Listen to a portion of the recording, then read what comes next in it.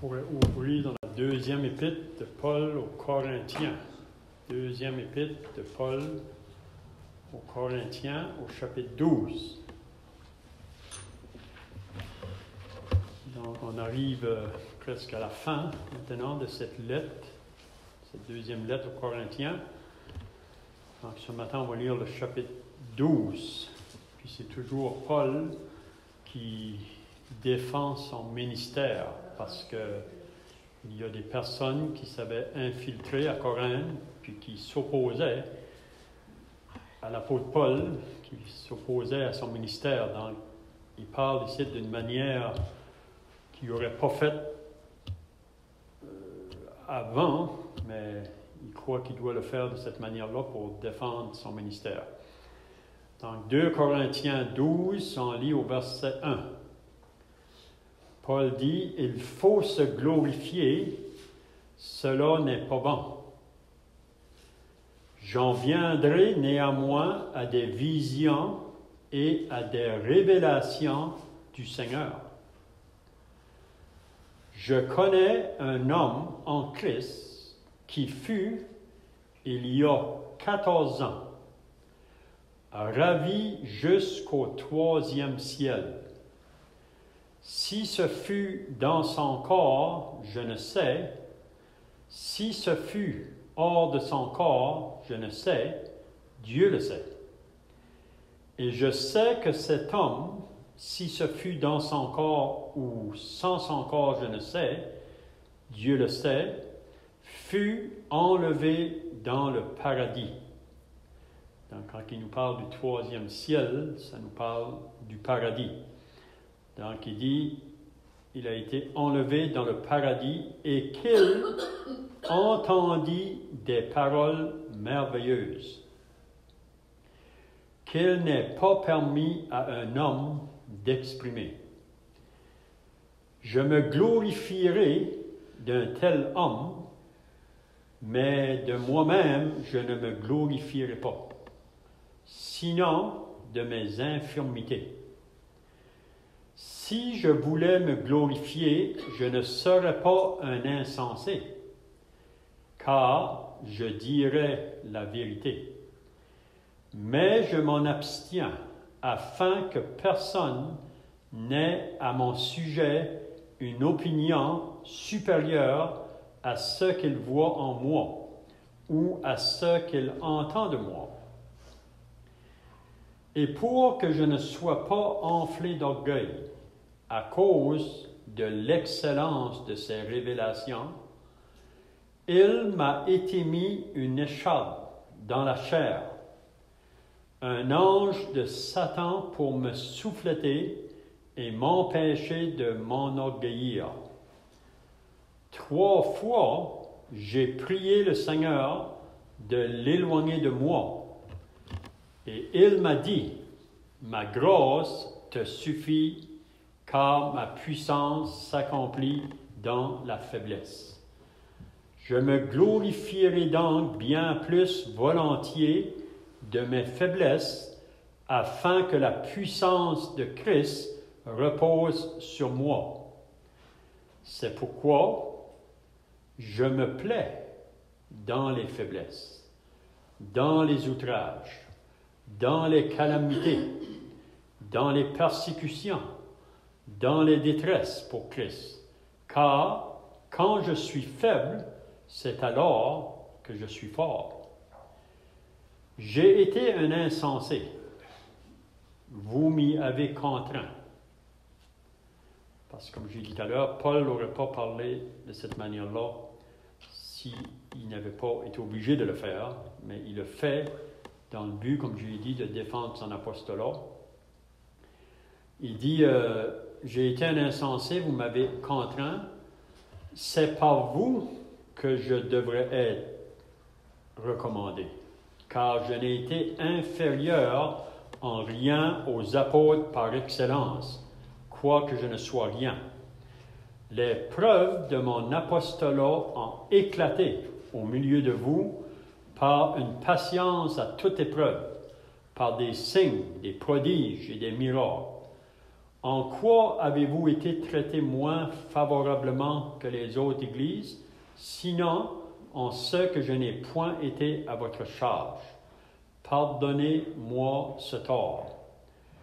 Voici, pour la 3e fois, je suis prêt à aller chez vous, et je ne serai point à votre charge, car ce ne sont pas vos biens que je cherche, c'est vous-même.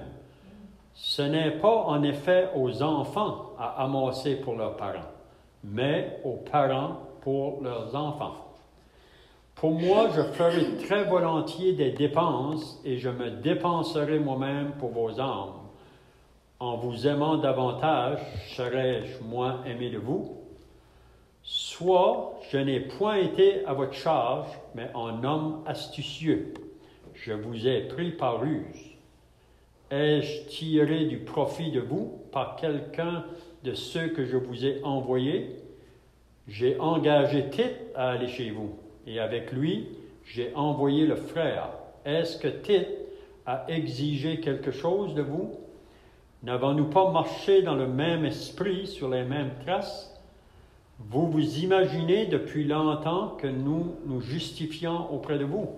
C'est devant Dieu en Christ que nous parlons. Et tout cela, bien-aimés, nous le disons pour votre édification. Car je crains de ne pas vous trouver à mon arrivée tel que je voudrais, et d'être moi-même trouvé par vous tel que vous ne voudriez pas.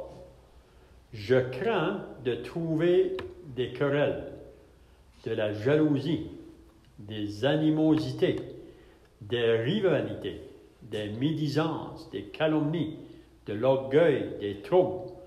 Je crains qu'à mon arrivée, mon Dieu ne m'humilie de nouveau à votre sujet et que je n'ai à pleurer sur plusieurs de ceux qui ont péché précédemment et qui ne se sont pas repentis de l'impureté, de la débauche et des dérèglements auxquels ils se sont livrés. Donc c'est tout ce qu'on va lire dans la parole de Dieu. Donc on continue toujours dans cette 2e lettre de Paul aux Corinthiens. Vous savez que Paul a dû écrire une première lettre aux Corinthiens. Puis si vous la lisez, vous allez voir que en écrivant sa première lettre, il y avait beaucoup de choses qui se passaient dans l'assemblée à Corinthe qui n'étaient pas selon la volonté de Dieu. Donc Paul a dû reprendre les Corinthiens. Puis quand il l'a fait, on avait lu dans la 2e épître au chapitre 2 qu'il l'a fait avec l'âme quand il a écrit cette lettre, parce qu'il savait que ce qu'il allait obliger de leur dire, ça allait apporter une tristesse, ça allait les attrister. Mais pour Paul, il devait l'écrire, puis lui, il voyait que même si ça va produire une tristesse pour un temps, ça va pouvoir produire une repentance dans leur vie, puis ils allont revenir de nouveau en voulant se soumettre à la volonté de Dieu pour leur vie. Mais à Corinthe, le problème, on avait vu dans les semaines passées que parce que ces croyants-là étaient charnels, c'est-à-dire c'était des croyants, mais que c'était la chair qui avait pris le dessus dans leur vie, et non pas le côté spirituel. Cette assemblée-là a commencé vraiment fort, si on veut dire. Après que l'Église a été établie à Corinthe, il ne manquait rien dans cette assemblée-là.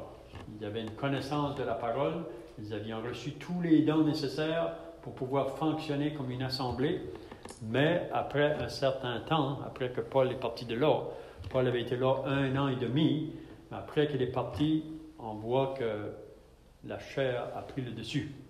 Puis ça a amené toutes sortes de problèmes. Puis ça, comme j'ai dit dernièrement, que la chair, on a toujours cette nature-là en nous qui nous fait la guerre. La chair s'oppose aux choses de l'Esprit de Dieu. Elle est opposée, elle ne peut pas se soumettre à Dieu. Donc, c'est pour ça que Paul nous exhorte dans l'Épître aux Galates de marcher selon l'Esprit afin de ne pas accomplir les désirs de la chair.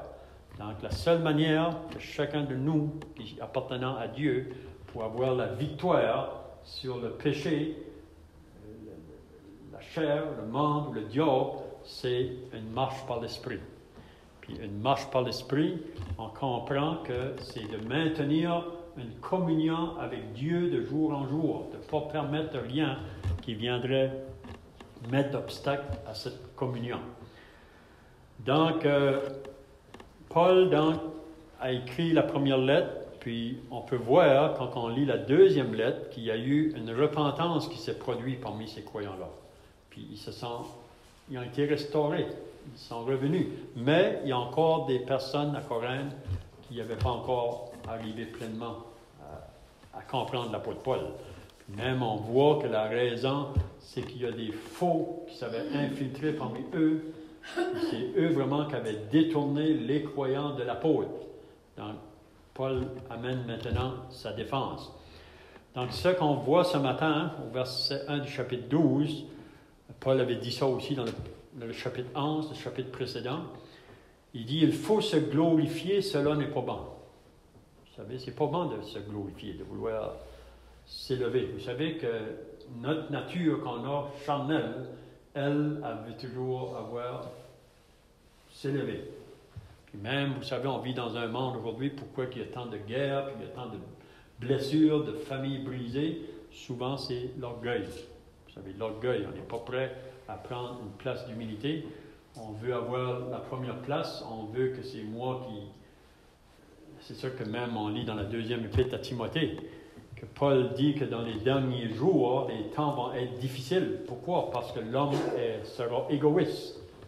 Tout pour le soi, c'est moi.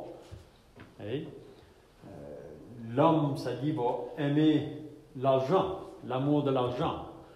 L'homme va aimer le plaisir plus que Dieu. Donc, on est dans ces jours-là présentement. Donc, on vit dans un monde où on veut être grand, on veut être le premier, on veut être au-dessus.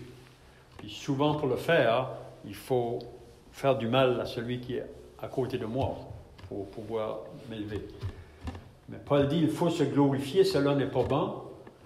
Mais ici, Paul, la manière qu'il va le faire, il va être approuvé de Dieu. Parce qu'il le fait dans le but de défendre son apostolat. Puis Paul est un instrument que Dieu a utilisé, un simple homme comme vous et moi, un homme fait de poussière, un vase de terre, mais Dieu l'a utilisé. On sait qu'il était un homme auparavant, un persécuteur, un homme qui était violent, un blasphémateur, religieux, mais il persécutait les croyants. Mais après qu'il a été sauvé sur le chemin de Damas, Dieu a fait de lui un homme qui va être utilisé par Dieu, un instrument que je vais utiliser. Puis même on lit ça dans les Actes au chapitre 26, cet homme-là va souffrir beaucoup pour mon nom. Donc Paul marchait avec une conscience pure devant Dieu, pas qu'il était un homme parfait. Il sait qu'il n'a pas atteint la perfection.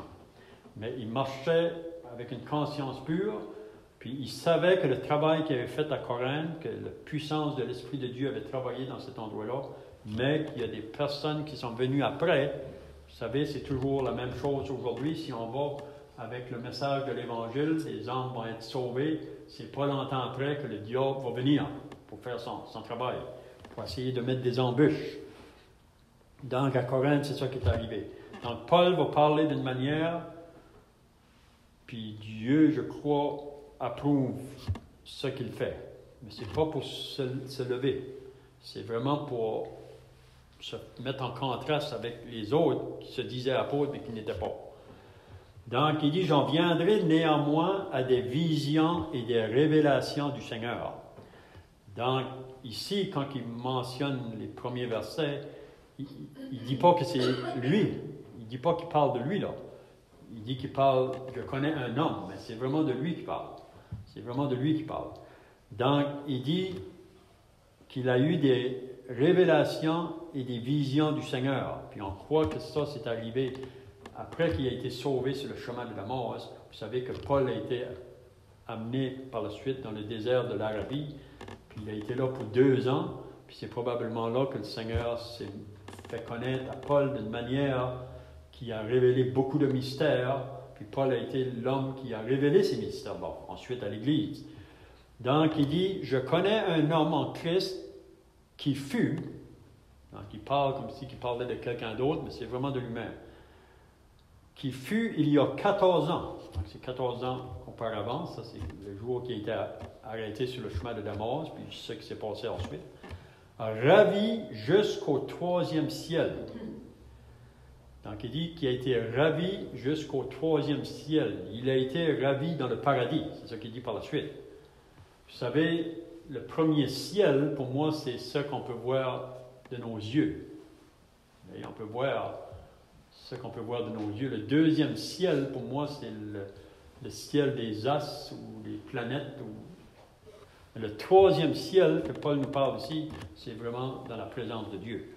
Donc, Paul, il dit, je ne sais pas si c'est avec le corps ou sans le corps qui a été ravi là, mais il dit, Dieu le sait.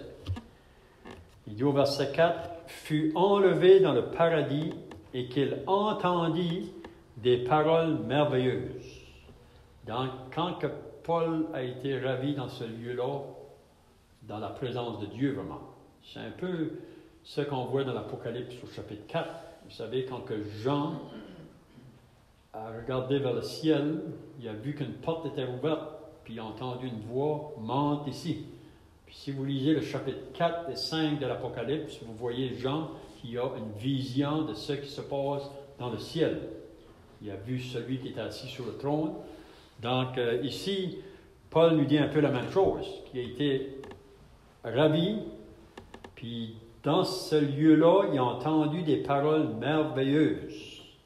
Puis même qui nous dit qu'il n'est pas permis à un homme d'exprimer. Donc c'est tellement merveilleux ou grandiose que Paul ne peut pas le dire en parole, qu'est-ce qu'il a entendu là. Donc ça nous fait envier une place comme ça. Ça devrait nous faire envier. Vous savez, un jour, on va se trouver là, dans ce lieu-là. Mais là, il va dire ensuite, je me glorifierai d'un tel homme, mais de moi-même, je ne me glorifierai pas. Donc, Paul veut faire comprendre aux Corinthiens que ce n'est pas de lui-même qu'il parle. C'est lui-même d'un sens, mais vraiment, il ne veut pas que les yeux des Corinthiens soient sur lui. Et il veut qu'ils le voient simplement comme un simple homme. Il dit, je me glorifierai d'un tel homme, mais de moi-même, je ne me glorifierai pas, sinon de mes infirmités.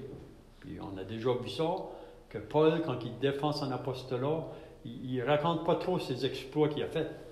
Vous savez, les faux, probablement, qui étaient autour d'eux, ils pouvaient se vanter beaucoup de leurs exploits. Mais Paul, il parle de sa faiblesse, vraiment. Puis même qu'il était regardé comme ça. Quand il était parmi eux, il voyait comme un homme faible, sans défense. Mais quand il écrivait des lettres, il trouvait qu'il était dur. Mais Paul marchait d'une manière qui voulait amener la gloire au Seigneur. Donc il dit, si je voulais me glorifier, je ne serais pas un insensé. Et puis la raison, il dit, car je dirais la vérité. Donc ce qu'il dit, c'est vrai. C'est en accord avec la vérité. C'est en accord avec la pensée de Dieu. Mais il dit, je m'en abstiens afin que personne n'ait à mon sujet une opinion supérieure à ce qu'il voit en moi ou à ce qu'il entend de moi. Donc, Paul ne veut pas avoir les regards sur lui, il voudrait pointer les regards sur le Seigneur. Mais là, il dit au verset 7, ça c'est pas toujours facile à comprendre, mais il dit, et pour que je ne sois pas enflé d'orgueil. Donc, Paul reconnaît, comme chacun de nous, parce qu'on a toute cette nature charnelle encore en nous, qu'il y a toujours le danger de s'enorgueillir ou être orgueilleux. Vous savez, c'est toujours un danger, ça, pour chacun de nous autres. Vous savez ce que Pierre a dit au chapitre 5 de son premier épître. Il dit que Dieu résiste à l'orgueil, mais il fait grâce aux humbles. Dieu résiste. Vous savez, les pharisiens dans le temps de Jésus, c'était des gens qui s'élevaient. C'est le moi. Moi. Ça, c'est l'homme sans Christ, ou l'homme qui est toujours associé à la nature de la chair. Voyez? Mais Pierre a dit que Dieu résiste à l'orgueilleux, mais il fait grâce aux humbles. Donc, Dieu veut pour chacun de nous, qui appartiennent à Dieu, il veut qu'on prenne cet état-là d'humilité. Comme notre maître, vous savez, Jésus pouvait dire de lui qu'il était doux et humble de cœur. Donc, le Seigneur voudrait qu'on prenne aussi cette attitude-là devant ceux qui nous entourent, devant le monde qui nous entoure, devant nos frères et sœurs, avoir cette attitude-là. Donc, Paul ici, c'est pas vraiment, je dirais pas qu'il était orgueilleux, mais il y avait un danger à cause des révélations qu'il avait eues de la part du Seigneur qui aurait pu vouloir s'élever. Donc, il dit, et pour que je ne sois pas enflé d'orgueil, à cause, il dit la raison pourquoi, à cause de ces révélations. Donc, à cause qu'il y a eu des grandes révélations, Paul, il dit, pour pas que je m'enorgueillisse de cela, il dit, il m'a été mis une écharde dans la chair. Vous savez, une écharde, probablement vous connaissez ça. Moi, je peux vous dire que je connais ça un peu parce que j'ai travaillé dans la construction. Puis une écharde, souvent, ça pouvait être un morceau un petit morceau de bois qui pouvait pénétrer dans le corps. Puis c'est quelque chose qui est vraiment douloureux, puis c'est continuel. Hein? Ou ça peut être un morceau d'acier. Si vous avez travaillé avec l'acier, vous rentrez ça. Des fois, vous se demandez, mais c'est vraiment douloureux. Donc, Paul dit, il m'a été mis une écharde dans la chair. Puis, il peut y avoir toutes sortes de pensées qui ont pu dire, Paul, il y en a qui pensent que cette écharde, c'était son problème des yeux. Ça pouvait être ça. Ou peut-être c'était d'autres choses. Mais moi-même, je me pensais que ça pouvait être ses yeux, même il en parle dans l'Épître aux Galates. Donc, il m'a été mis une écharde dans la chair, un ange de Satan pour me souffleter et m'empêcher de m'enorgueillir. Donc, c'est Dieu qui permet cette écharde-là dans la vie de Paul pour le maintenir dans l'humilité. Le maintenir dans l'humilité. Puis, qu'est-ce qu'il dit? Parce que Paul, avec cette écharde-là, probablement, il se demandait, si je n'avais pas cette écharde-là, je pourrais en faire probablement plus pour le Seigneur, si je n'avais pas cette écharde-là. Puis on peut appliquer ça pour chacun de nous autres. Vous savez, parfois, il y a des choses que Dieu permet dans nos vies, on ne comprend pas toujours le pourquoi, mais parfois, on pense que si on n'avait pas ce problème-là, je pourrais en faire plus. Puis ici, Paul a prié pour que le Seigneur enlevait cette écharde. Il a prié le Seigneur. Ça dit qu'il a prié 3 fois. 3 fois, j'ai prié le Seigneur de l'éloigner de moi. Donc, Paul priait le Seigneur, « Seigneur, je voudrais que tu pourrais enlever cette écharde-là qui m'accorde, qui me fait souffrir dans mon corps journellement. Je voudrais que tu pourrais enlever ça. » 3 reprises. Peut-être quelqu'un dirait, Dieu devrait répondre à son serviteur, un serviteur qu'il utilise beaucoup. Ça ne devrait pas être sa part, mais non.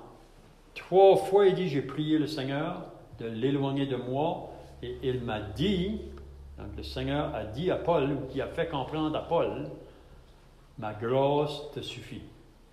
Donc il ne va pas enlever cette écharde. Il va permettre qu'elle continue dans la vie de Paul. Mais il dit à Paul, ma grâce te suffit, car ma puissance s'accomplit dans la faiblesse. Donc la puissance de Dieu dans la vie de Paul va s'accomplir quand que Paul va être dans un état de faiblesse. Vous savez, nous autres, même dans le monde aujourd'hui, pour faire des exploits, il faut qu'on soit fort, il faut qu'on soit en pleine santé. Mais avec Dieu, c'est le contraire. Si Dieu va nous utiliser souvent, il va utiliser quand on est dans un état de faiblesse. Puis moi, je peux vous dire un peu que souvent, quand que Dieu va m'utiliser pour faire une certaine chose, c'est souvent quand on est dans cet état-là. D'autres, on pense qu'il ne peut pas nous utiliser, mais c'est le contraire.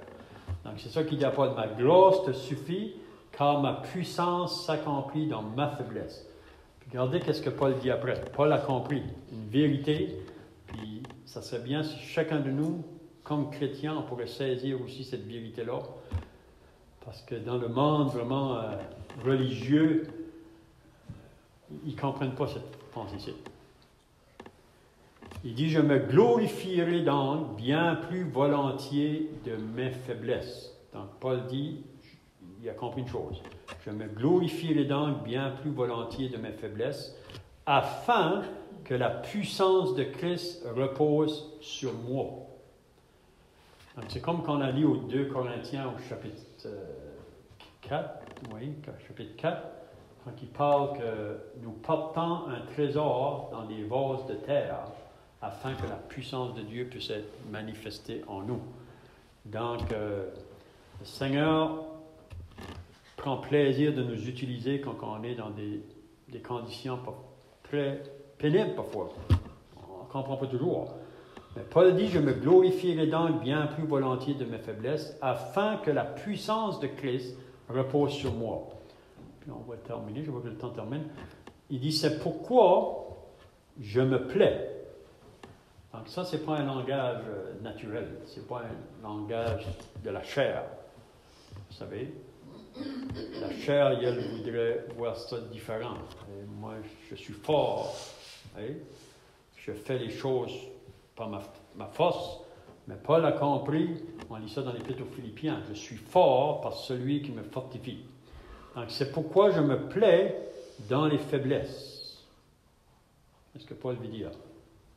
Comme si il dit, moi, je me plais quand je suis dans la faiblesse. Parce qu'il a compris quelque chose. C'est dans ce temps-là que Dieu va l'utiliser le plus. Il dit, je me plais dans les outrages. Paul était outragé. Chaque jour, on le poursuivait. Il était toujours en danger de mort. On a vu ça dans le chapitre 11. Dans les outrages, dans les calamités, dans les persécutions, dans les détresses pour Christ. Donc il dit, je me plais dans ces choses-là. Pourquoi? Parce que quand je suis faible, c'est alors que je suis fort. Donc qu'est-ce qu'il veut dire? C'est quand il est dans ces conditions-là, qu'il peut simplement se reposer sur Dieu. Vous savez, parce que quand on a un petit peu de force en nous-mêmes, on pense qu'on peut faire. C'est un peu comme la personne qui est en train de se noyer. Vous savez, ils disent que si on va aller sauver quelqu'un qui est en train de se noyer, il faut attendre que la personne n'a plus de force. Parce que le danger, que si on va essayer de la sauver avant, le danger qu'elle pourrait me tirer avec elle dans la noyade. Donc, c'est un peu peut-être la pensée. Le Seigneur nous met dans des conditions pour qu'on réalise que si on va faire quelque chose pour lui, c'est aucunement de nous. Oui? Donc, il dit, c'est pourquoi je me plais. Il dit, quand je suis faible, c'est alors que je suis fort. Puis là, il va dire, j'ai été un insensé, vous m'avez contraint.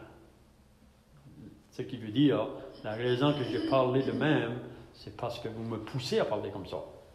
Parce que vraiment, Paul n'aurait pas eu besoin de défendre cet apostolat-là si les Corinthiens, les croyants qui se trouvaient là, avaient été dans une bonne condition, ils n'auraient pas été détournés par les faux qui sont venus.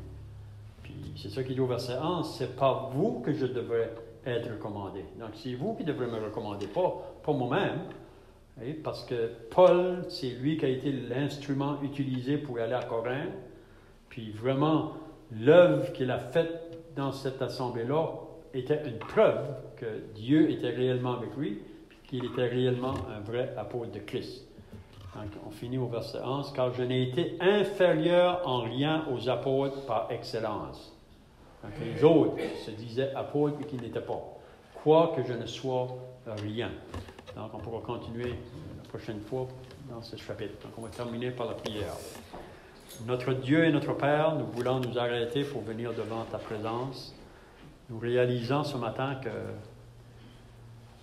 ta parole nous a été donnée pour qu'on puisse apprendre à connaître tes pensées et tes voies qui sont souvent contraires aux nôtres. Ce qu'on peut apprendre dans ces paroles que nous avons lues ce matin, que parfois on est dans des conditions où on penserait que tu ne peux pas nous utiliser. Il y a des choses parfois dans nos vies qui peut-être nous empêchent ou comme un écharpe. Mais si on peut saisir ce que l'apôtre Paul a saisi, c'est que quand nous sommes faibles, c'est alors que nous sommes forts parce que ta puissance peut s'accomplir en nous. Donc nous remettons donc cette parole devant chacun de nous ce matin, que tu nous aides à saisir ces vérités et qu'on puisse continuer. Nous croyons que nous vivons la fin